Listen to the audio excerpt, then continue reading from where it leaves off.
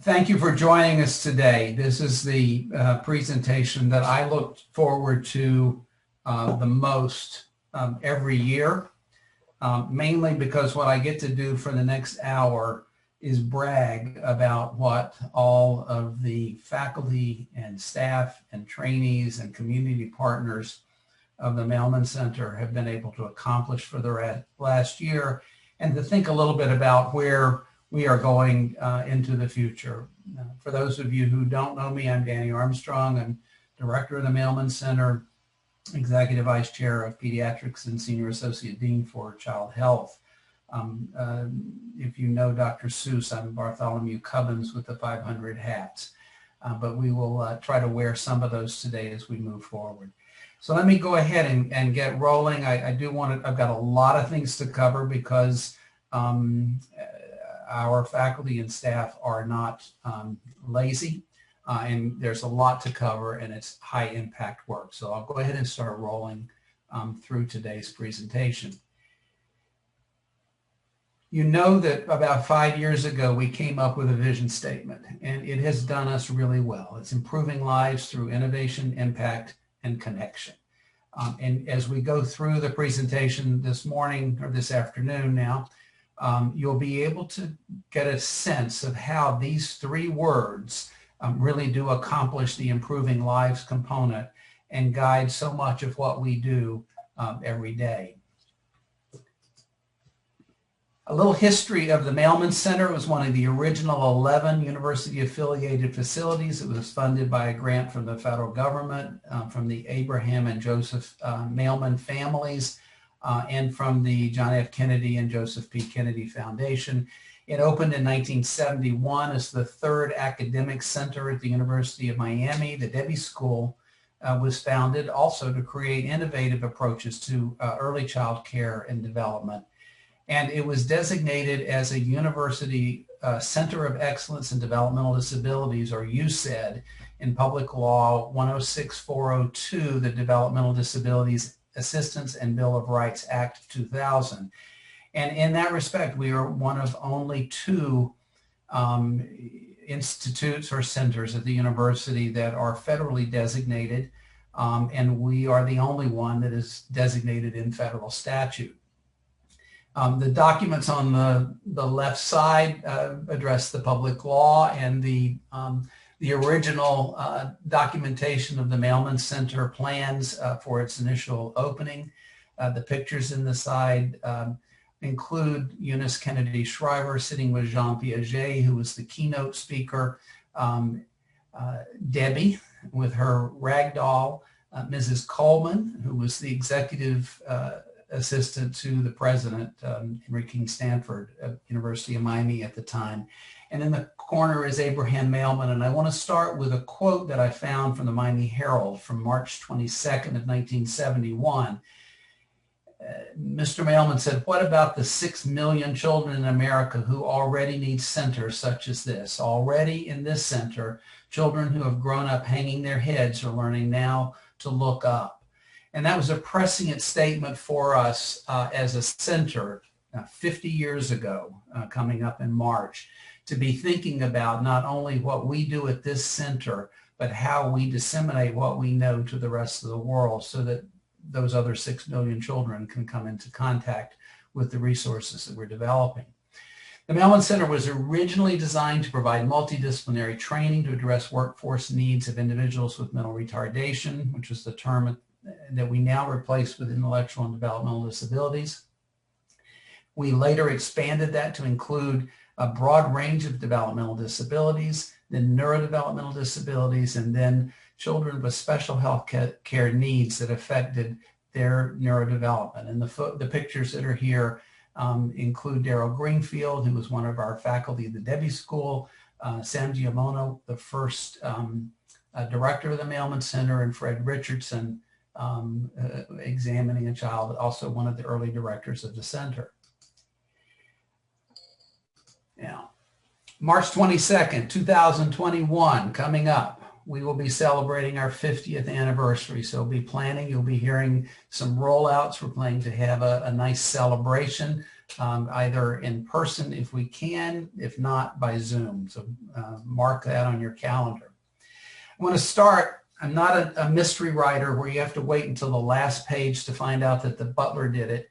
I want to go through the highlights of what we've accomplished this year and start with that, and then we'll fill in the gaps as we go through. Before COVID, we had initiated training and implementation of the Early Start Denver model for autism as an evidence-based intervention model for children with autism and autistic spectrum disorders. We've initiated an infant mental health training program, and several of our faculty have become certified in that area. The expansion of our parent-child interaction therapy and teacher-child interaction therapy programs has occurred. We translated our leadership pipeline programs into action. We developed the DASH curriculum, and I'll talk about that a little bit more, and established partnerships for this intervention at University of Miami hospitals and at Jackson, and are negotiating an agreement to expand to Baptist.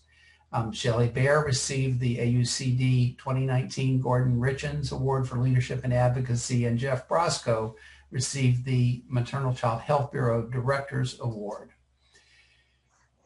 Then COVID came, and we made a 180-degree shift in a matter of seconds. And in that process have done things that have had impact far beyond this center. Ruby Natali, the Jumpstart team, and members of several of our IPCs have been involved in developing cartoon videos that focus on mask wearing and social distancing and childcare reopenings.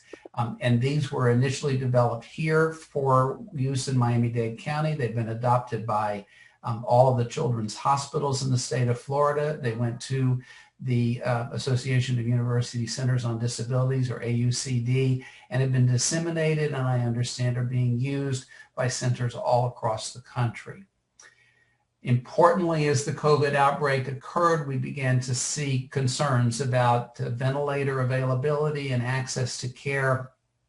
Jeff Brosco, Ken Goodman, a number of our folks here worked with other federal agencies, particularly the National Academy for State Health Policy, and the CDC, MCHB, the NIH, and others, to develop a national guidelines to protect the rights and access to limited medical resources for individuals with developmental disabilities. And that conversation has become a part of the forefront of the discussion of implementation, access to vaccines, and other kinds of things at the federal level and in most states.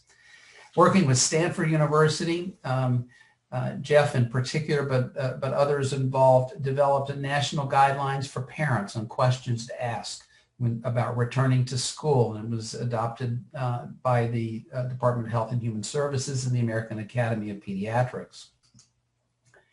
The Back to Safe Communities of Learning, or the SCOL, a decision guide was designed with and for parents of children with special health care needs. This was specific to return to school issues for children with developmental disabilities.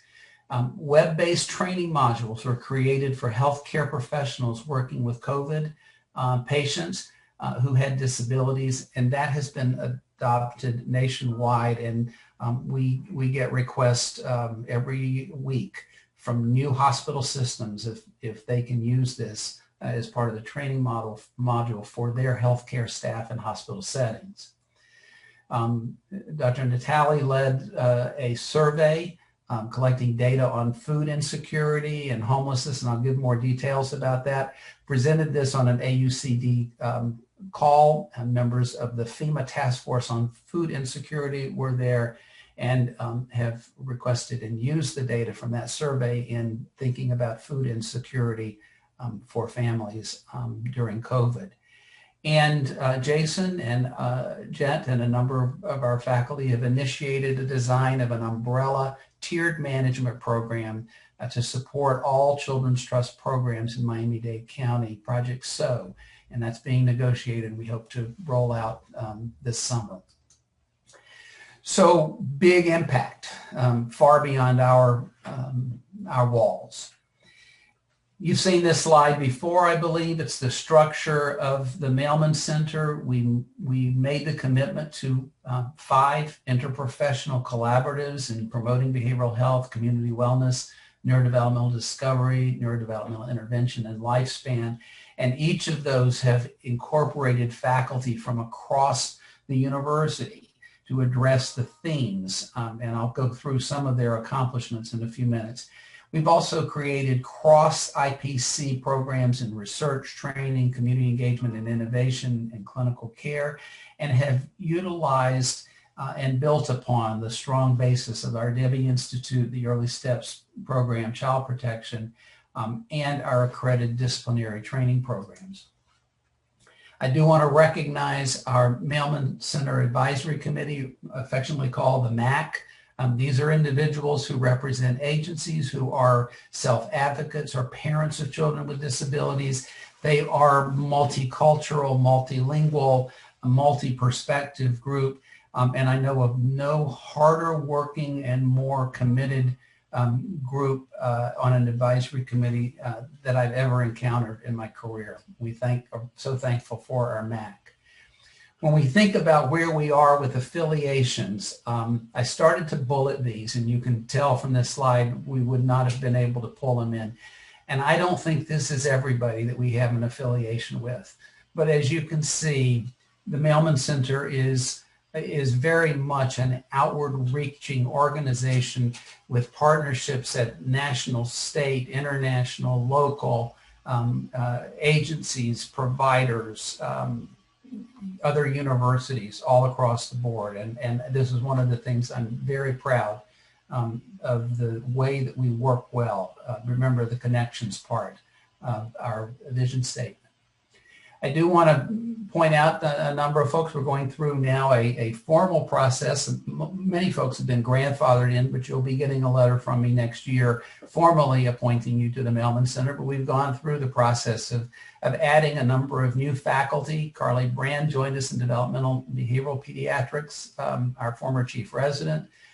Jen DeRocher and Jill Ehrenreich-May from the Department of Psychology have joined the Mailman Center faculty. Batya Elbaum, who works with us on our evaluation program of the Early Steps program statewide from the Department of Teaching and Learning, has joined us. Adrian Nishaji, an ENT surgeon in the Department of Otolaryngology with a strong interest in autism, has joined us. If you've walked around the Mailman Center, you've seen the many pieces of art from an artist going back more than 20 years, an attorney in the Department of Art and Art History. Xavier Cortada is known nationally and internationally for his work in the area of use of art in advocacy. He'll be joining us and has now joined us as part of our faculty. Willa Thorson is a pediatrician and geneticist in the Department of Human Genetics, who is leading our initiatives to develop an integrated program for children and adults with Down syndrome. Anjali Saxena came in to take on the initiative that Matt M. started from the Department of Medicine. She is working with the Lifespan group on the development of a new clinic, an innovative clinic for helping the lifespan care and the transition from pediatric to adult care of adults with intellectual developmental disabilities. And Jocelyn Gober has joined us recently from in the Department of Physical Medicine and Rehabilitation with a focus on pediatric rehabilitation. And we are so excited to have all of these new folks joining our program. And one of the things that I stumbled across recently is that the Mailman, as one of the third center of the university, was actually grandfathered into Center Institute status when a formal process was set out by the Faculty Senate a number of years ago. But when it was grandfathered in, it was made a Miller School of Medicine center. We are going to be going through a process with the Faculty Senate to have Mailman formally designated under the new rules as a university center, which we've always functioned as. And this cartoon shows you all of the other departments, schools, colleges across the University of Miami that have individuals. They either have students rotating through us, they have faculty that are part of our faculty at the Mailman Center, they are collaborators on our various projects. We truly are a matrix center of the university. Well, now for some data as we go through where we are. When I started as director of Mailman Center in 1999, our interim director, Terry Urbano, handed over the keys to the kingdom. We had a total of about $5.5 million of funding. We had $20,000 in a grant-related income account, and Terry told me that Ed Honorati upstairs didn't know that we actually had that money, so I should hide it from him because I might need to pay my salary someday. We turned that around, and I met with Rod Howell, who was chair at the time, and offered him the $20,000 to invest in a development officer, and we began to take off. So we have gone from just under $6 million total leverage funding as a center in 1999 to this year just over $30 million of leverage funding across the university. And as you can see, it's a nice balance. Everything over $5 million of funding from federal, state, local, and foundation sources over the last 5 years, leveraged a total of $131 million. And so we are a real player in the market. When we think about that original reason for the existence of the Mailman Center, it was interdisciplinary training. And so I'll start with our trainees and where we are. Looking at 3-year rolling totals to point out our perspectives. Our training program is organized under our Leadership in Neurodevelopmental Education and Neurodevelopmental Disabilities Education program, the LIND program. That brings us in about $750,000 a year. It's the largest training grant at the University of Miami. It has been continuously funded for 42 years. As you can see, we train somewhere between 75 and 90 long-term trainees each year, representing about 15 different disciplines. The important take-home from this slide is that 80% of our trainees are underrepresented minorities. And we at the Mailman Center, the underrepresented minorities that we train at the Mailman Center are fully 25% of the underrepresented minority trainees at LIND and USED programs nationwide. So we're very proud of that particular piece. Some highlights of our training program: we've had the effect of health systems.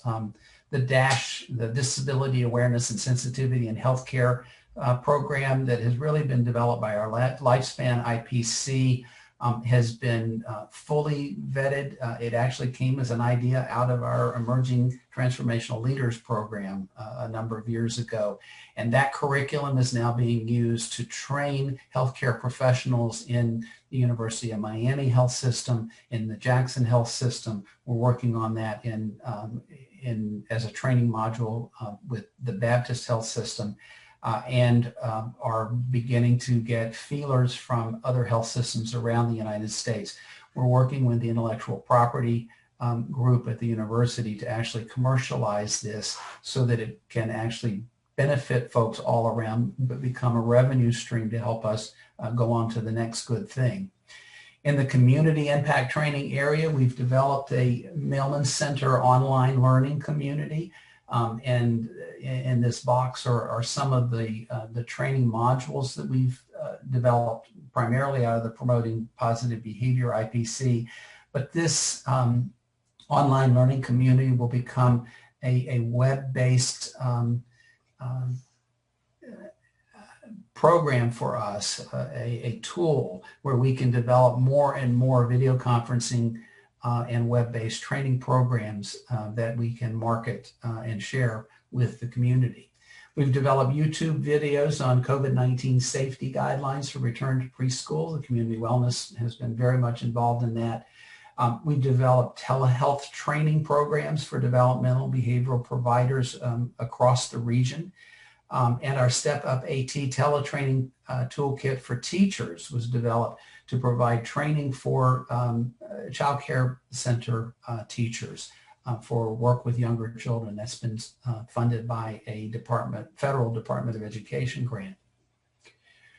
When we look at the impact we have in training in the community, we've hosted 2 large Innovations and Connection conferences, one on promoting mental health in ethnically diverse communities. This was co-hosted by our partner, the Overtown Children and Youth Coalition, or OCYC.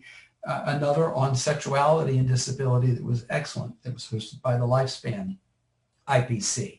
But as you can see, that even in the middle of COVID, while we have not had a lot of community trainings, we've done a lot of stuff utilizing the internet, and 5,645 participants have received training from our program this last year.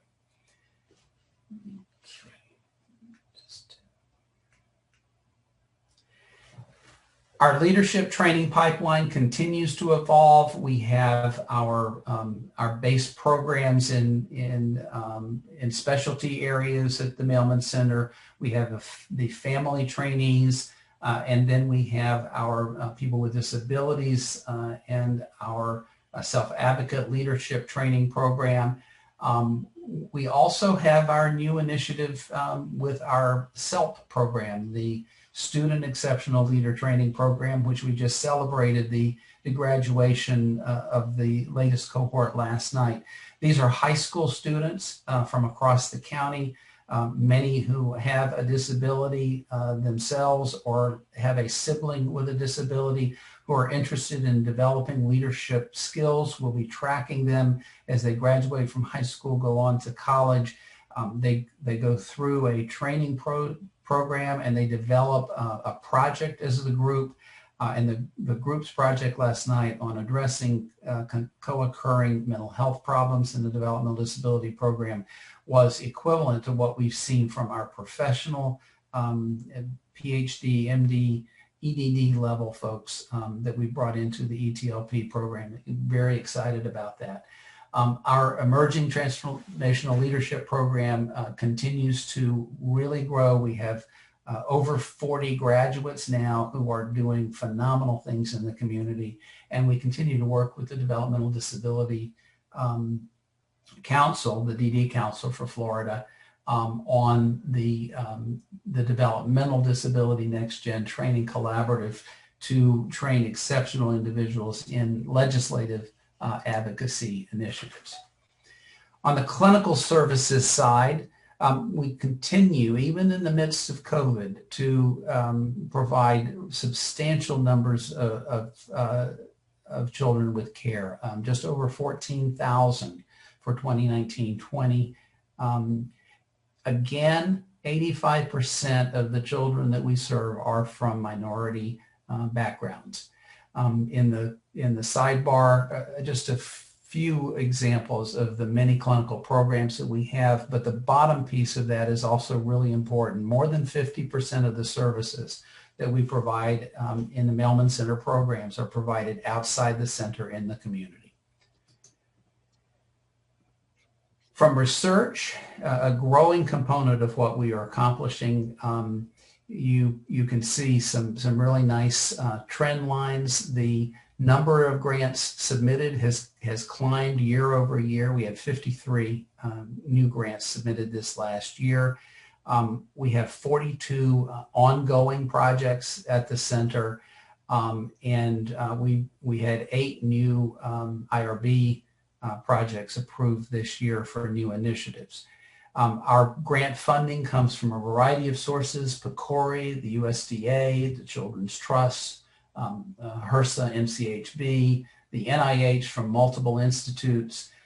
We had a UN Provost Award this year, and we have several pending grant applications, and you can see those over on the side. Our themes go from childhood obesity prevention, factors associated with cardiometabolic risk in children with developmental disabilities, neurodevelopmental outcomes as a function of various health conditions, community-based family programs, innovative interventions, and evaluation of effects of integrated healthcare delivery in a variety of different areas, a wide range of things. I think one of the things that's exciting is that our publication rate really jumped up this year with 73 publications after a couple of slow years. Presentations national and local have also continued to climb. And this is the best thing I can show about, I can give you a list that we had 73 publications. I couldn't get them all on the screen. So if you don't see yours there, blame it on you need to go to Bascom Palmer and have your eyes checked. But this is a nice picture of some of the publications we've had this year. And importantly, what we see is a continued impact. The publications from the Mailman Center over the last 3 years have been cited 675 times by investigators around the country who are continuing to do their work. Our innovation and community engagement accomplishments have really been significant, and I singled those out. Jason Gent took over leadership of this initiative across the IPCs, and the accomplishments have been really impressive.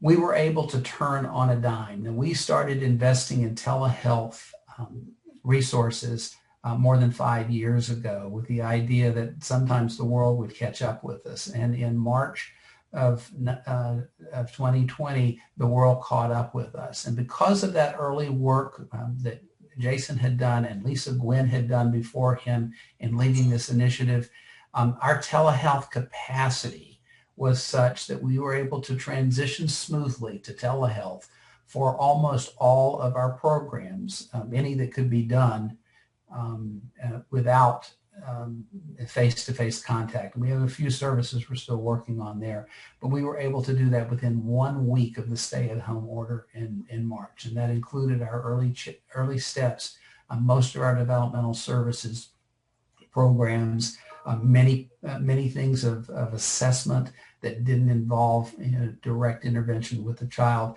And we have worked very hard to modify and come up with new approaches in assessment of autism. Monica Dowling in particular has really led our effort in looking at online assessment approaches that we can use. And Jeff and the IDES team have worked very hard to see if, and actually to find that a telehealth evaluation could be just as effective, if perhaps not more, so because it was in the home environment, for evaluating, doing initial evaluations for children for autism spectrum disorder. We were able to develop 4 on-demand telehealth and or COVID-related trainings for family service providers in the community. And those have now reached more than 3,000 providers and 40 local parenting programs that are funded by the Children's Trust. The PCIT group developed a telehealth manual that has now reached more than 1,500 PCIT therapists around the world. The development of a working mixed reality simulation designed to teach adults how to manage temper tantrums was done with support of one of the university grants in innovation, the MAGIC grants. And importantly, we established in our plan for our USAID 5-year grant that part of what we would do would be help community partners obtain grants, not the Mailman Center obtain the grant, but the community partners. And we have co-authored or co-presented manuscripts in national manuscripts with key community partners such as OCYC and Connect Familias, and have actually worked to help get 2 grants in those communities during this time period. So let me look a little bit and really briefly on the IPCs to summarize what they're doing. Our community health IPC with Ruby Natali and Maggie Schenker as the leads. The goal of that IPC is to build capacity for improving children's health in our community. And this has been a very research-heavy IPC with 15 publications, manuscripts submitted, 10 published, 2 currently under review. They've submitted 6 grant proposals. 3 of those have been funded. 1 is currently a council under review with the likelihood of funding, and 1 has a revised resubmit. They currently have 7 funded projects with a total of more than $25 million of 5-year funding in the IPC, and 3 unfunded IRB studies. The COVID-19 task forces with FEMA and AUCD and the network, the trial trends, the Head Start, Early Start, and Child Aware. These are all task forces that we've worked with to help promote the agenda coming out of the Community Health IPC. And we've assisted, as we mentioned, OCYC in obtaining funding for support for non-traditional children. I did want to hit this point. I mentioned earlier the cartoons, and I absolutely love this. Cartoon videos from the Jumpstart team and several of our IPCs under Dr. Natali's leadership developed videos on social distancing, mini masks, back to school, COVID-19 school reopening guidelines, COVID-19 basic safety guidelines, and stress reduction and self-care. And each of these cartoons has been developed in 3 languages, English, Spanish, and Creole. And they have been shared with the national AUCD network, and all the children's hospitals in Florida have access to use them as children begin to return back to in-person healthcare services. The team also put together a risk and resiliency survey with, they surveyed 286 families in Miami-Dade County along these dimensions that are here on this slide. The results of that were really profound. They looked at the number of folks who had urgent need. 30% of the families that they surveyed had an urgent need for services. Caregiver mental health, a lot of things that don't surprise any of us, not sleeping well, not hopeful about the future, higher anxiety, sadness, and depression, eating more and arguing more. 57% were comfortable with online workshops for parents. 47% had access to child activity toolkits. 25% needed individual consultations, and 25% had need for speech and occupational therapy. There were increases in disruptive behavior. And then over in the corner, the causes of stress, 44% not having enough money for basic care, clothing, housing, food, and healthcare. And I mentioned earlier, Ruby did a presentation on these data for AUCD and was contacted by FEMA for use of their data in the planning around food insecurity at a national level. The Neurodevelopmental Intervention Science IPC with Michelle Berkovitz and Lynn Miskill, their goal is to develop capacity for enhancement of early social emotional development, communication, and literacy. They have 2 new grants, one from a 5-year from the U.S. Department of Education and a UM Rapid Response, and 5 ongoing grants. This IPC had 5 publications this last year, as well as AUCD presentations. They've been very active in community engagement and innovation. Project Impact for autism spectrum disorder therapy has been rolled out. They've developed telehealth evaluations for autism spectrum disorder. They're adapting existing clinical programs for COVID-19 and developed an online toolkit for grade level reading champions. The neurodevelopmental intervention, it just clicked, there we go. The Neurodevelopmental Discovery IPC, Bob Pfeiffer and Dan Messenger are the leaders of this. Their goal is to develop cross-university discovery science program that optimizes synergy and impact around neurodevelopmental disabilities. And they have done that by a regular series of cross-university research presentations that have been extraordinary. Bob has a grant and has continued to work with U.S. Virgin Islands on the follow-up for late effects of Zika in children there, as well as the development of a healthcare infrastructure for providing care to those children who were affected by Zika. there's been engagement with investigators outside the university for collaborations. Now, I've put this slide up before in an earlier talk this year for Grand Rounds on contributors to neurodevelopment. I put it up now just to point out that within our Mailman faculty, we have someone doing research in almost every one of the circles that are on this slide. And so really being able to make contributions to our understanding of social determinants of neurodevelopment, as well as to the biologic and neurodevelopmental aspects of neurodevelopment. And so one of the exciting things that we're doing that emerged out of the neurodevelopmental discovery IPC is we are establishing a concept and a program for a COVID-19 follow-up program for children who were affected or exposed significantly in utero. This came from the work that we've done here in Zika and HIV, in sickle cell disease. The mechanisms of COVID, coagulopathy, inflammation, and the like, have been associated with late neurodevelopmental difficulties in children with those disorders, difficulties that aren't seen at the time of the acute infection. And so Audrey Afir is leading the initiative of establishing a follow-up clinic for both clinic and research.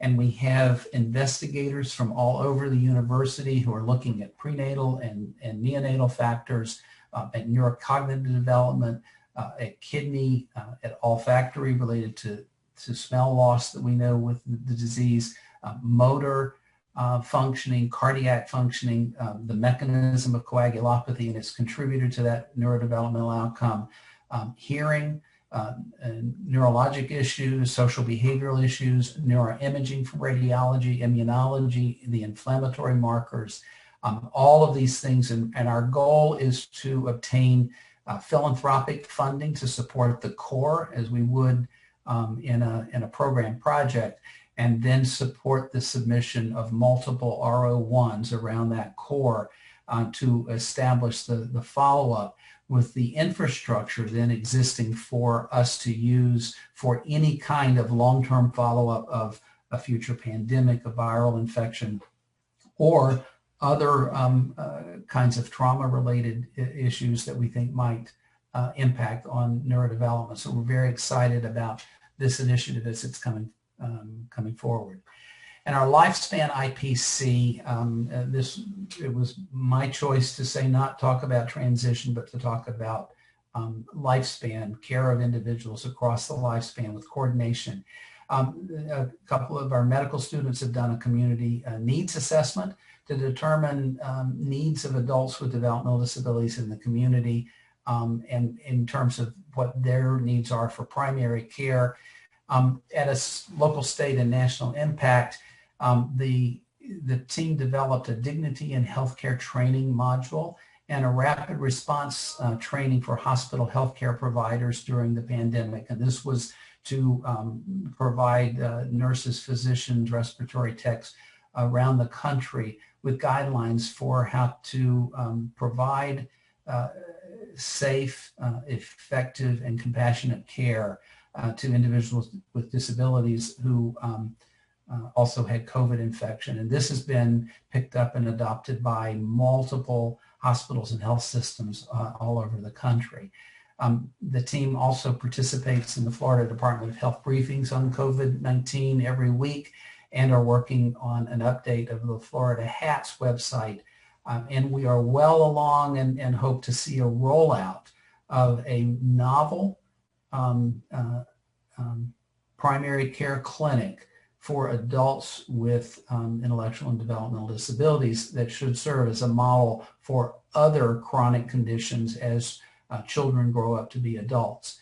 The community engagement group, and we talked earlier about the DASH program and the curriculum for training healthcare workers for about how to deal with individuals with disability, particularly adults. We are developing the disability content for the next gen MD curriculum, a unique contribution to our medical school curriculum that's been talked about at the AAMC, and our team is moving forward on creating that objective curriculum. And with partners, creating a one-stop disability resource website known as Access Miami. And our Promoting Behavioral Health IPC, it's a small number there, but this is an IPC that published 25 papers this last year and have 11 funded grants. They've done 7 CEU CME courses, have launched 10 different clinical programs, and are working in the area of trauma and trauma-related care and services. And in the community engagement innovation, they have provided ongoing technical assistance to Connect Familias in East Little Havana. They assisted Connect Familias with a grant application. Unfortunately, wasn't funded, but they'll go back. It was a solid proposal, and are continuing their support of the Overtime Children and Youth Coalition efforts. Our Family Navigator program, I have to say, one of the incredible Zoom calls that I had this year was related to a meeting with the Taft Foundation. They have funded 3 years of our Family Navigator program, and we're not planning to continue the funding beyond the rollout. And then they heard what we had accomplished with telehealth and all of the things that we were doing, and came back to us and said, guess what, we're funding you for 3 more years, and we may use you as a model for all of our other grantees. Even in the middle of COVID, we've still served almost 350 children this year. As you can see, the national average of families that are served by Navigator programs that are successfully connected to service is about 50%. And for those services where we are doing the navigation in the Mailman Center, we are connecting 77%. And we've done training of community partners in the navigation process, and that, and really importantly, is connecting 86% of the families that receive the services that receive the Navigator services to outside services. And as you can see, this is a very diverse group. We do cover birth to 21 and older in terms of the navigation, with a diverse population reflecting Miami-Dade County, English, Spanish, Creole, and bilingual, as well as Hispanic, white, African American, and Black individuals. The small bar graphs at the bottom really show you what has happened in terms of services, or the resources that were referred to, with around 30% rounded off to medical. After the COVID, we jumped up to 18% help with financial resources. Disability services hovers around 80% consistently. Mental health services around 8 or 9%, and federal and state aid programs around 22%. You can see on the other side the places and the services that we were providing in terms of referrals before COVID, and the orange has gotten significantly larger during COVID in terms of those resources. So the Family Navigator program continues to grow and fill a major niche for us in the community.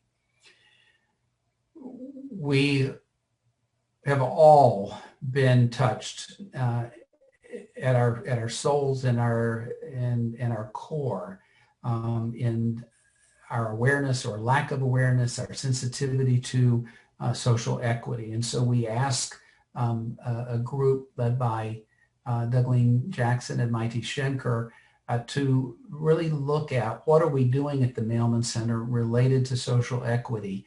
Our charge to them was to understand the issue and the current developing practices of the Mailman Center to address systemic racism and social injustice, as well as build equity, relationships, and respect for the individual, and develop a process to address these issues on an individual, professional, and community level. And so they really did go through a process of prioritizing representation and equity, organizational assessment, establishing measures for internal accountability and authentic community collaboration and engagement, and have developed a survey. And they really had three questions that they're presenting here. What were we addressing as a center prior to March of 2020? What have we done since March of 2020? And what are the social equity priorities that we can identify for the program? So the survey said we were doing a pretty good job recruiting underrepresented minority faculty and staff and trainees, and that we had created educational and promotional materials to improve representation, things like language and inclusive photos. That was before the pandemic. After the pandemic, we've specifically developed ways to help our faculty address issues of social equity in the supervision process, and have established opportunities for discussion, process groups, staff wellness, and program responses. And so the three top social equity priorities that we have going forward are promoting access to services, recruiting and retaining diverse staff, faculty, and trainees, and improving the workforce capacity for demonstrating cultural humility and self-awareness. And so I thank the work group team for the work they've done in collecting these data, and look forward to their helping us to lead forward on addressing the things that have come out of the survey. We continue to have a national, international impact. It used to be I would have a list. This time I did screenshots from Zoom from the AUCD meeting, and here you can see a number of the live presentations that our Mailman faculty did at the national meeting. We had over 1,700 people participating in AUCD this year. And we continue to have collaborations going on with Australia, New Zealand, Haiti, Chile, Thailand, UK, US Virgin Islands, Puerto Rico, Canada, and Brazil. So we are not just a building on the campus here in Miami, but our reach is far. You know, we made a decision a few years ago to establish a strategic priority for the Mailman Center, and that was to address the interface between disability and diversity, and that came with principles of partnership. We did not want to be the ivory tower to come into a community and tell folks, you know, you need us and here's what we can do for you. We asked the communities, and our community partners were Overtown and Isla Havana. We asked the communities to identify their most critical needs related to developmental disabilities and special needs, to look at their existing capacity to deal with these needs without our help, and then see if there were areas where their capacity needs to be developed. And our job was to work with them to help them develop that capacity through grants, training, and research. And that has continued to be very strong. Our collaboration with Overtown Children's and Youth Coalition as a prime partner have involved liaisons with folks from OCYC on our committees at Mailman, our faculty and staff on committees with OCYC in the community. We've developed a PCIT clinic at Touching Miami with Love. We have a partnership with Booker T. Washington High School. We've participated in educational and strategic planning with the community, partnership training, and early discovery and PCIT are reaching out to help fill some of the gaps that were needed in the community. And in Isla Havana, the Live Healthy Little Havana Screening and Engagement Collaborative is increasing community agency capacity to engage in validated evidence mental health screening, and doing warm handoff to referrals to services within the community. There is an obesity prevention initiative going on with Connect Familias, as well as promoting behavioral health high impact team. And then the other program that I really want to focus on, or at least acknowledge, is our Jasmine project funded by HRSA in Northeast Miami-Dade County. And this program works with parents, and the focus is on preventing the death before the first birthday in Black infants, where the infant mortality rate has been significantly higher than the rest of the community, and one of our highest in the country. So when we do these engagements, we realize that it's not because the Mailman Center did this, but what has happened with each of these communities is we've worked with our partners, and then we have met with multiple agencies and working groups and partners within the communities to come together to address these unmet needs and to build the capacity. One of our public health students, Renee Schmidt, has a paper that's gone to review at this point, and she looked at some key high-level population measures, not the ones where we look at did an individual change, but we looked at what happened in the community. And over the 5 or 4 years that we've been engaged in this activity with these communities, she looked specifically at high school graduation, youth connection to local groups, and kindergarten readiness. And as you can see from this, during that 4 years, in every area except for the Connected Youth, Overtown had significant increases in both high school graduation and kindergarten readiness. East Little Havana did the same.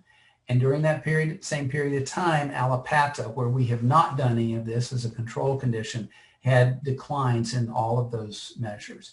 And so this is one of those really important preliminary pieces of information that suggests that the model we set out on, looking at this intersection between diversity and disability and partnering with communities to help build capacity, is a valid and extremely powerful one. So what do we have on the launching pad? We're working with the Department of Psychiatry and Behavioral Sciences to initiate the Pediatric Behavioral Health Collaborative. Dr. Barbara Coffey, Alan Delamater are really working closely on pulling that together. We are developing a model primary care program for adults with IDD. This is a joint Mailman Center Department of Medicine initiative. As I mentioned, expanding our online learning community is a major part of our effort over the next year. We're focusing on development of federal grants, and here during COVID, we've had multiple NIH grants submitted in the last couple of months. We are working on the development of other population-based outcome measures at a high level. We are working to commercialize the DASH curriculum for health systems and licensing across the country, expanding our telehealth capacity in education, service, community engagement, and research. We have learned a lot, and we realize there's an awful lot of other things we can do that we could never do.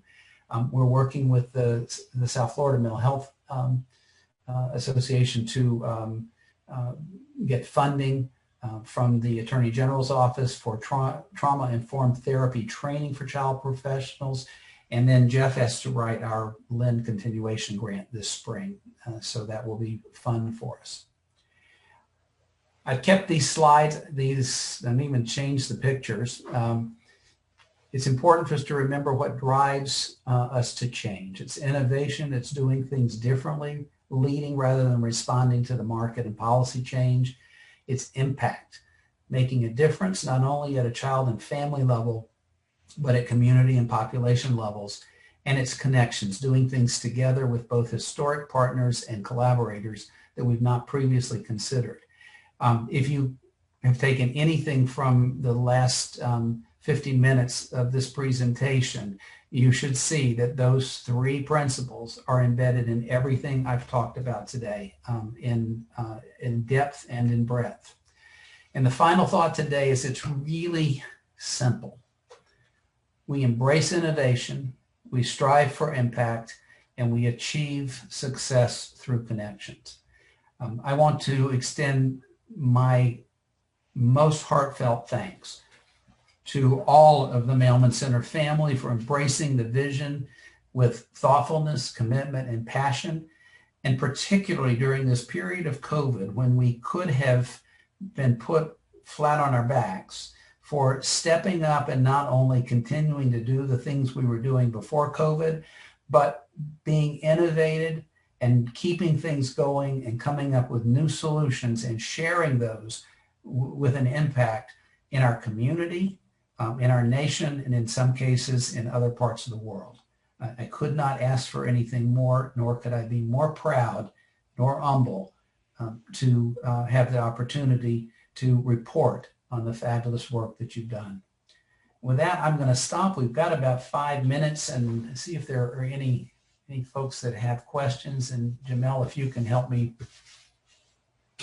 monitor everything here. Yeah.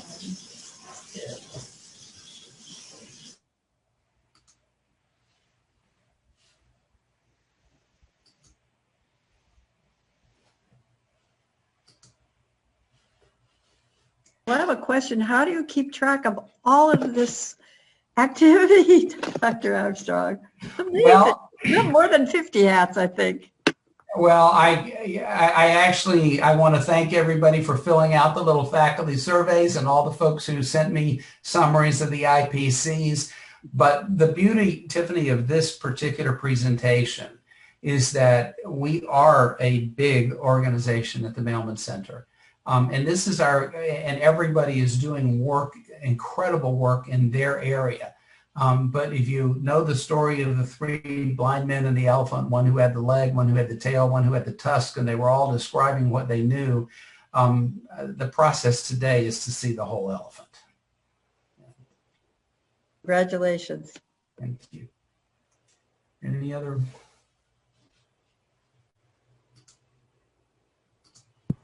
Thanks, Danny, for a great presentation. It's always nice to be reminded about all the different things that are going on, how big that elephant really is. And it really is, I think, a great testament to this faculty and our trainees and all the staff. I'm just so impressed by the growth of the center over the last 5 years in particular in the community. I think we're having major impacts. And I don't think, it's just wonderful to see how that's really grown over these years. So thanks for that presentation. It's I think we all get into our little, what are we doing every day, but it's really nice to be reminded of how much is going on. It's really fun to be part of it. Thanks. Thank you. Anyone else have any questions? Or if you do, speak up, because I've got 3 pages of people here. Thanks everybody for coming today. This was a great opportunity. Thank you. All right. Well, if there are no other questions, we will wrap up today. And as the provost used to say, when I was dean of faculty affairs, we would have a dinner for all of the newly tenured faculty. And he was usually on a Thursday night, and he would say, go home, take the weekend off, celebrate your award of tenure and your promotion, and come back Monday because we expect you to work even harder. I don't expect you to work harder, but please work smart and really stay focused on innovation, impact, connection, because that's what really makes us tick. So thank you all for joining us today, and thank you every day for everything that you're doing.